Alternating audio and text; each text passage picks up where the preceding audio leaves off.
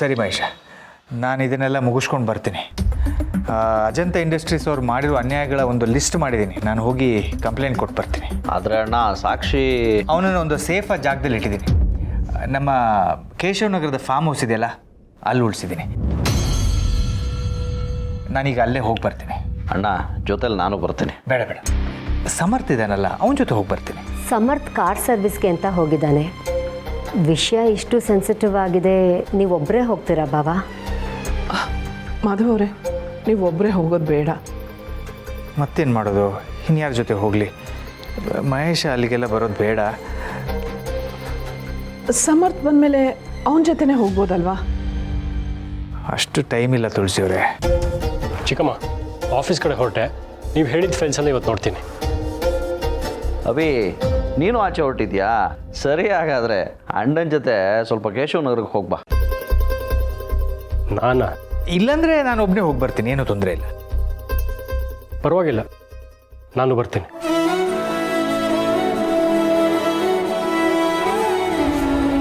ಆಯ್ತಲ್ಲ, ಮಗ ಇದ್ಮೇಲೆ ಇನ್ನೇ ಚಿಂತೆ. ಇನ್ನೇನು ಚಿಂತೆ ಇಲ್ಲ, ಹೊರಡೋಣ ಅವಿ. ಬರ್ತೀನಿ ತುಳಸಿಯವರೇ. ಅಣ್ಣ, ಹುಷಾರು. ಆಯ್ತು.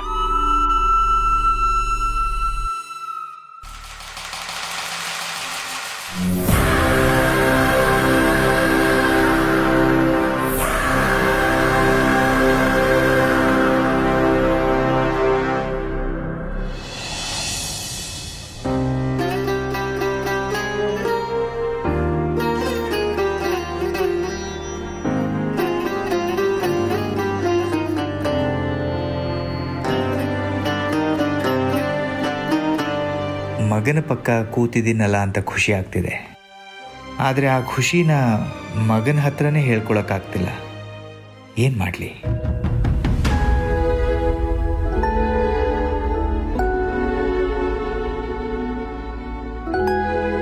ತುಳಸಿಯವರೇ, ಮಗನ ಪಕ್ಕ ಕೂತಿರೋದಕ್ಕೆ ಎಷ್ಟು ಖುಷಿ ಆಗ್ತಿದೆ ಗೊತ್ತಾ?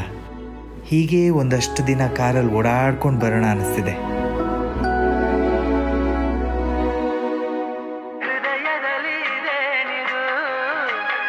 ನನಗಿಷ್ಟವಾಗಿರೋ ಹಳೆ ಹಾಡನ್ನೇ ಹಾಕಿದ್ದಾನೆ.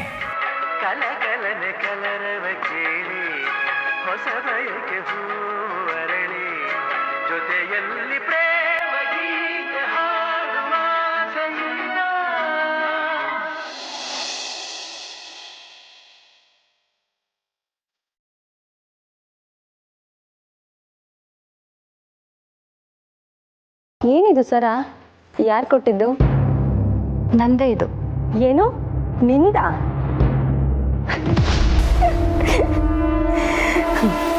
ನಿಂದು ಅಂತ ಈ ಮನೆಯಲ್ಲಿ ಏನಿರಕ್ಕೆ ಸಾಧ್ಯ? ಒಂದು, ಅವಿ ನಿನಗೆ ಕೊಡಿಸಿರ್ಬೇಕು, ಅಥವಾ ಬೇರೆ ಯಾರಾದರೂ ನಿನಗೆ ಕೊಟ್ಟಿರಬೇಕು. ನೀನೇ ದುಡ್ದು ಸಂಪಾದನೆ ಮಾಡಿ ತಗೊಂಡಿರೋದಂತೂ ಅಲ್ಲ.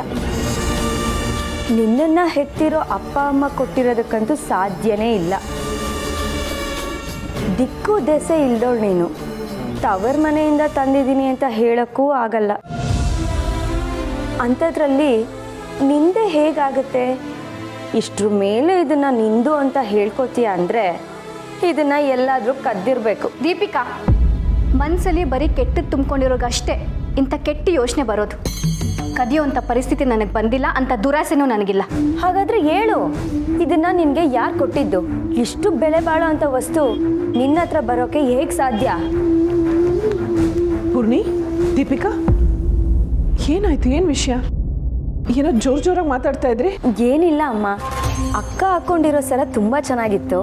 ಅದಕ್ಕೆ ಎಲ್ಲಿತ್ತು, ಇಷ್ಟು ದಿನ ನಾನು ನೋಡೇ ಇಲ್ವಲ್ಲ ಅಂತ ಕೇಳ್ತಿದ್ದೆ. ಅದು ಪೂರ್ಣಿಗೆ ನಾನೇ ಕೊಟ್ಟಿದ್ದು. ಅದು ತುಂಬ ವರ್ಷದಿಂದ ಒಂದು ಕಡೆ ಜೋಪಾನವಾಗಿತ್ತು. ಅದನ್ನು ನೋಡಿದಾಗ ಪೂರ್ಣಿಗೆ ಚೆನ್ನಾಗಿ ಒಪ್ಪತ್ತೆ ಅಂತ ಅನ್ನಿಸ್ತು, ಅದಕ್ಕೆ ಕೊಟ್ಟೆ. ಹೌದೌದು, ಅಕ್ಕಂಗೆ ತುಂಬ ಚೆನ್ನಾಗಿ ಒಪ್ಪಿದೆ. ಇದನ್ನು ಹಾಕ್ಕೊಂಡು ಅಕ್ಕ ತುಂಬ ಚೆನ್ನಾಗಿ ಕಾಣ್ತಿದ್ದಾಳೆ.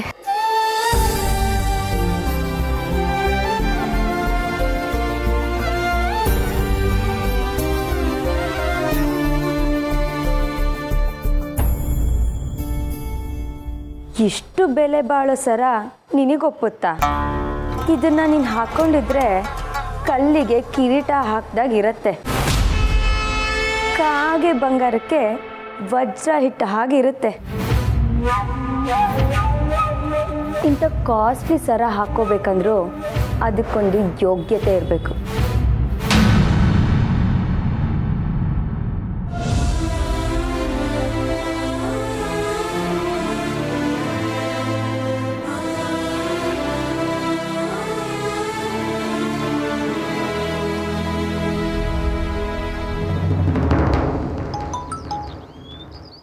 ಎಲ್ಲಿ ಸಾಯ್ತಾ ಇದ್ದೀರಾ ನೀವೆಲ್ಲ? ಇವತ್ತು ಒಂದು ಕೆಲಸ ಆಗಬೇಕು. ಹೇಳಿ ಮೇಡಮ್, ಏನಾಗಬೇಕು? ಕೇಶವನಗರದಲ್ಲಿ ನಮ್ಮ ಫಾರ್ಮ್ ಹೌಸ್ ಇದೆ, ಗೊತ್ತಲ್ವಾ? ಹಾಂ ಗೊತ್ತು ಮೇಡಮ್. ನೀವು ಈಗಿಂದೀಗಲೇ ಆ ಫಾರ್ಮ್ ಹೌಸಿಗೆ ಹೋಗಬೇಕು. ಅಲ್ಲಿ ಒಬ್ಬ ಇರ್ತಾನೆ, ಅದೇ ಫಾರ್ಮ್ ಹೌಸಲ್ಲಿ ಅವನು ಸತ್ತು ಬೀಳಬೇಕು. ನೀವು ಆ ಫಾರ್ಮ್ ಹೌಸಿಗೆ ಹೋಗ್ತಿದ್ದ ಹಾಗೆ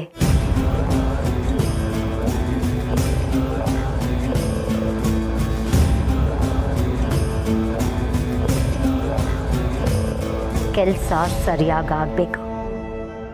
ನನ್ನ ಹೆಸರು ಎಲ್ಲೂ ಬರಬಾರ್ದು. ಖಂಡಿತ ಇಲ್ಲ ಮೇಡಮ್, ನಿಮ್ಮ ಹೆಸರು ಎಲ್ಲೂ ಆಚೆ ಬರೋದಿಲ್ಲ. ನಾನು ಈಗಲೇ ನಮ್ಮ ಹುಡುಗನ ಅಲ್ಲಿ ಕಳಿಸ್ತೀನಿ. ಆ ಫಾರ್ಮ್ ಹೌಸಲ್ಲಿರೋ ಕತೆ ಮುಗೀತು ಅಂತ ಅಂದ್ಕೊಳ್ಳಿ. ಅಕಸ್ಮಾತ್ ಮುಗಿಸುವಾಗ ಯಾರು ಅಡ್ಡ ಬಂದರೆ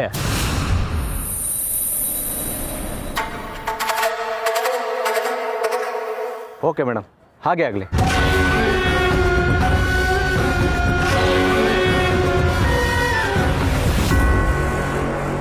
ಆ ಸಾಕ್ಷಿ ಆಗಿರೋನು ಭಾವನ್ ಫಾರ್ಮ್ ಹೌಸಲ್ಲಿ ಸತ್ತು ಬಿದ್ದರೆ ಅದು ಭಾವನ್ ಮೇಲೆ ಬರುತ್ತೆ.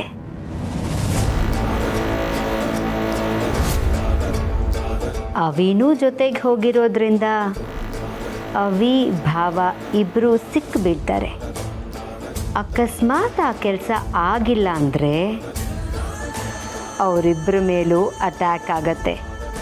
ಇಬ್ಬರಲ್ಲಿ ಒಬ್ಬರು ಹೆಣ ಅಂತೂ ಬಿದ್ದೇ ಬೀಳತ್ತೆ. ನನ್ನ ಪ್ಲ್ಯಾನ್ ಸಕ್ಸಸ್ ಆಗತ್ತೆ.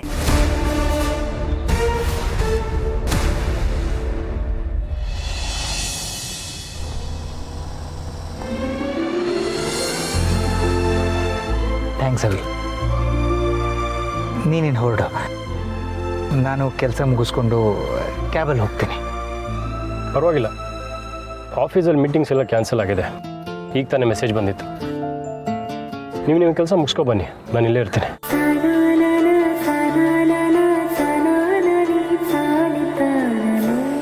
ಸರಿ, 10 ನಿಮಿಷ ಬಂದ್ಬಿಡ್ತೀನಿ.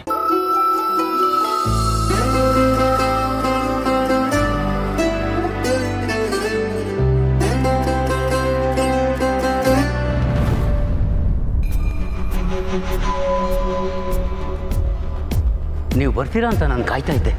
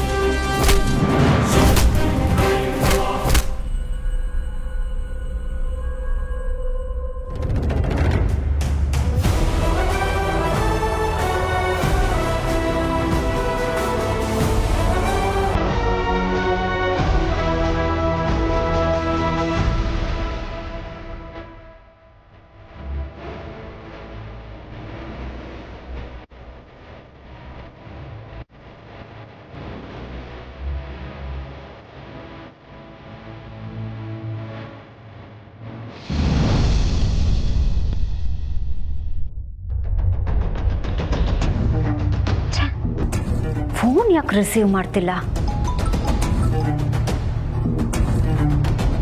ಫೋನ್ ಯಾಕೆ ರಿಸೀವ್ ಮಾಡ್ತಿಲ್ಲ ನೀವು? ಏನಾಗ್ತಿದೆ ಅಲ್ಲಿ? ಎಲ್ಲ ನೀವು ಹೇಳ್ದಾಗೆ ಆಗ್ತಾ ಇದೆ. ನಮ್ಮ ಹುಡುಗರೆಲ್ಲ ಆ ಫಾರ್ಮ್ ಹೌಸ್ಗೆ ಹೋಗಿದ್ದಾರೆ. ಆದರೆ ಅಲ್ಲಿ ಏನಾಗ್ತಿದೆ ಇನ್ನೂ ನ್ಯೂಸ್ ಬಂದಿಲ್ಲ. ನೀವೇನು ಯೋಚನೆ ಮಾಡಬೇಡಿ ಮೇಡಮ್, ಇಷ್ಟೊತ್ತಿಗೆ ನೀವು ಹೇಳಿರೋ ಕೆಲಸ ಆಗಿರುತ್ತೆ. ಸರಿ, ಅದೆಲ್ಲ ಆದಮೇಲೆ ನನಗೆ ಕಾಲ್ ಮಾಡಿ.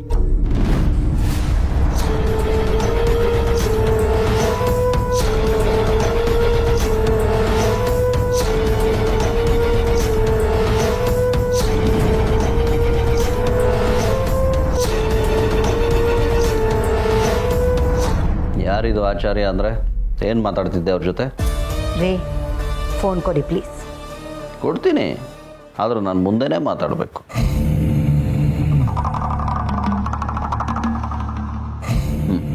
ಮಾತಾಡ. ಓಯ್, ಯಾರ ನೀನು? ಇವ್ರನ್ನ ಕಾಪಾಡಕ್ಕೆ ನೀನು ಬಂದಿದ್ಯಾ? ಏಯ್, ನೀನೇನು ದೊಡ್ಡ ಹೀರೋನಾ?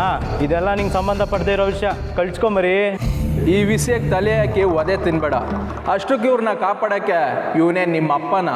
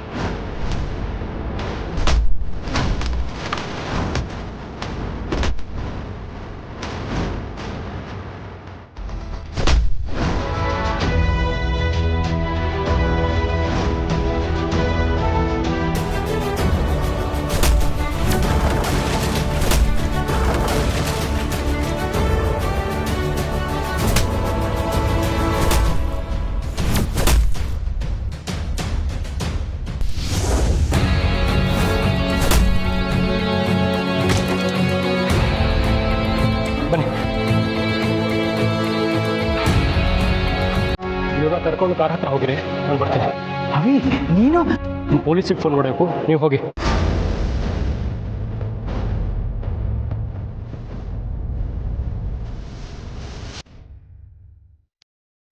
ಆಚಾರ್ಯರೇ, ಕೇಳಿಸ್ತಿದ್ಯಾ? ಅರ್ಚನೆ ಪ್ರಸಾದ ಯಾವಾಗ ಕಳಿಸ್ಕೊಡ್ತೀರಾ ಅಂತ ಕೇಳ್ತಿದ್ದೆ. ಮಹಾಮಂಗಳಾರತಿ ಆಗ್ತಿದ್ದ ಹಾಗೆ ಕಾಲ್ ಮಾಡಿ ಅಂತ ಹೇಳಿದೆ. ಮೇಡಮ್ ಈ ಥರ ಮಾತಾಡ್ತಾ ಇದ್ದಾರೆ ಅಂದರೆ ಪಕ್ಕದಲ್ಲಿ ಯಾರೋ ಇದ್ದಾರೆ ಅಂತಲೇ ಅರ್ಥ. ಆಚಾರ್ಯರೇ, ನನ್ನ ಮಾತು ಕೇಳಿಸ್ತಾ? ಹಾಂ ತಾಯಿ, ಕೇಳಿಸ್ತು. ಮಹಾಮಂಗಳಾರತಿ ಆಗ್ತಿದ್ದಾಗೆ ನಿಮಗೆ ಕಾಲ್ ಮಾಡ್ತೀನಿ. ಪ್ರಸಾದನ ನಮ್ಮ ಹುಡುಗನ ಕೈಲಿ ಕಳಿಸ್ತೀನಿ. ಸಂಜೆ ಹೊತ್ತಿಗೆ ನಿಮ್ಮ ಮನೆಗೆ ತಲುಪುತ್ತೆ. ಮತ್ತೆ ಮನೇಲೆಲ್ಲ ಆರೋಗ್ಯ ತಾನೆ? ಮಾಧವ ಅವರು ಹೇಗಿದ್ದಾರೆ? ಎಲ್ಲರೂ ಚೆನ್ನಾಗಿದ್ದಾರೆ. ನಿಮ್ಮ ಆಶೀರ್ವಾದ. ಮುಂದಿನ ವಾರ ನಾನು ಬಂದು ಹೋಮ ಮಾಡಿಸ್ತೀನಿ. ನಮ್ಮ ಮನೆಯವರೆಲ್ರಿಗೂ ಒಳ್ಳೇದಾಗಬೇಕು, ಯಾವ ತೊಂದರೆಗಳು ಆಗಬಾರ್ದು. ನಿಮ್ಮ ಕಾಳಜಿ ಅರ್ಥ ಆಗುತ್ತಮ್ಮ. ನೀವು ಬನ್ನಿ, ಹೋಮ ಮಾಡೋಣ. ಸರಿ ಆಚಾರ್ಯರೇ, ಪ್ರಸಾದ ತಲುಪ್ತಿದ್ದ ಹಾಗೆ ಫೋನ್ ಮಾಡ್ತೀನಿ.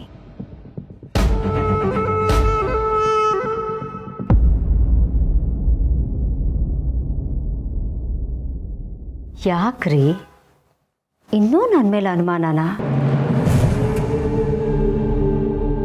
ಅನುಮಾನ ಮಾತ್ರ ಅಲ್ಲ, ಆತಂಕನೂ ಇದೆ. ನಮ್ಮ ಅಣ್ಣ ಅಂದರೆ, ಈ ಮನೆಯವರು ಅಂದರೆ ನನಗೆ ಜೀವ.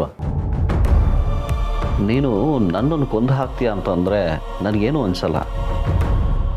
ಆದರೆ ನಮ್ಮ ಅಣ್ಣನಾಗಲಿ ಈ ಮನೆಯವರನ್ನಾಗಲಿ ಏನಾದರೂ ಮಾಡ್ತೀಯ ಅಂತಂದರೆ ನನ್ನ ಕೈಲಿ ಸಹಿಸ್ಕೊಳಕ್ಕಾಗಲ್ಲ.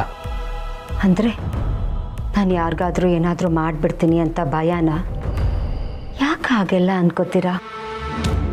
ಒಂದೇ ಒಂದು ಸಾರಿ ತಪ್ಪು ಮಾಡಿದ್ದಕ್ಕೆ ನಾನು ಇವತ್ತಿಗೂ ನಿಮ್ಮ ಹತ್ರ ಕ್ಷಮೆ ಕೇಳ್ತಿದ್ದೀನಿ. ನಾನು ಮತ್ತೆ ಅಂತ ತಪ್ಪು ಮಾಡ್ತೀನಾ? ನಾನು ಬದಲಾಗಿದ್ದೀನಿ. ನನ್ನನ್ನು ನಂಬಿ. ನಾನು ಒಳ್ಳೆಯವಳಾಗಿದ್ದೀನಿ ಅಂತ ಹೇಳಿದ್ರು ನೀನು ಕೆಟ್ಟೋಳು ಅಂತ ಹೇಳಿ ನನ್ನ ಮೇಲೆ ಅನುಮಾನ ಪಟ್ಟು ನನ್ನನ್ನು ನಿಜವಾಗ್ಲೂ ಕೆಟ್ಟವಳನ್ನಾಗಿ ಮಾಡಬೇಡಿ. ಇಲ್ಲ, ನನಗೆ ಅನುಮಾನ ಏನಿಲ್ಲ.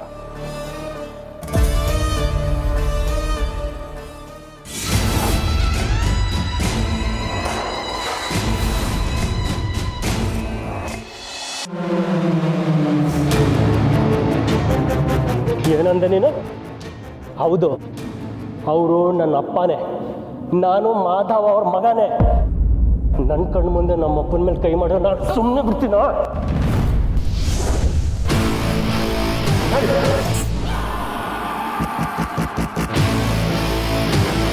ಹೇಳ್ರ ಯಾರು ಕಳ್ಸಿದ್ ನಿಮ್ಮನ್ನ ಹೇಳಿ, ಹೇಳಿಲ್ಲ ಅಂದ್ರೆ ಇಲ್ಲೇ ಸಾಯಿಸ್ಬಿಡ್ತೀನಿ.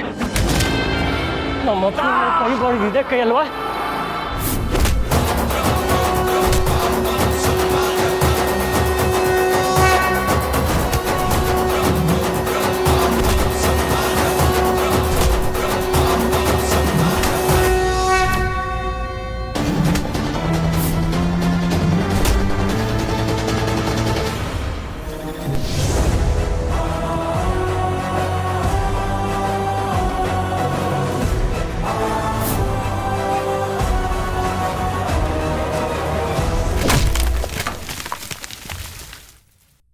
ಅಪ್ಪ!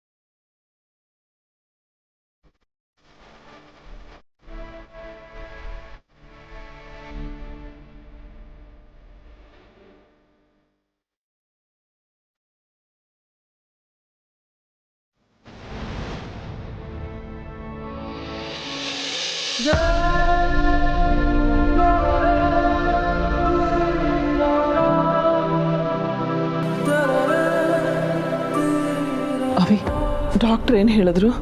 ಭಯ ಪಡೋವಂಥದ್ದು ಏನೂ ಇಲ್ಲ. ತಲೆಗೆ ಸ್ವಲ್ಪ ಪೆಟ್ಟಾಗಿದೆ, ಪೇನ್ ಕಿಲ್ಲರ್ ಕೊಟ್ಟಿದ್ದಾರೆ. ಕಾನ್ಷಿಯಸ್ನೆಸ್ ಬರೋಕ್ಕೆ ಇನ್ನು ಸ್ವಲ್ಪ ಹೊತ್ತಾಗತ್ತೆ, ಮನೆಗೆ ಕರ್ಕೊಂಡು ಹೋಗಿ ಅಂದರು. ಅದಕ್ಕೆ ಕರ್ಕೊಬಂದೆ.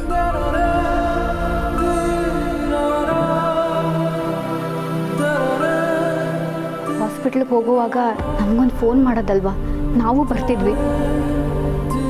ಪರವಾಗಿಲ್ಲ ಬಿಡಮ್ಮ, ದೇವ್ರ ದಯೆಯಿಂದ ಇಷ್ಟಕ್ಕೆ ಮುಗೀತಲ್ಲ. ಆ್ಯಕ್ಚುಲಿ ಅವಿ, ಅಣ್ಣಂಗೆ ಯಾಕೆ ಹೀಗಾಯಿತು? ಅಲ್ಲಿ ಏನು ನಡೀತು?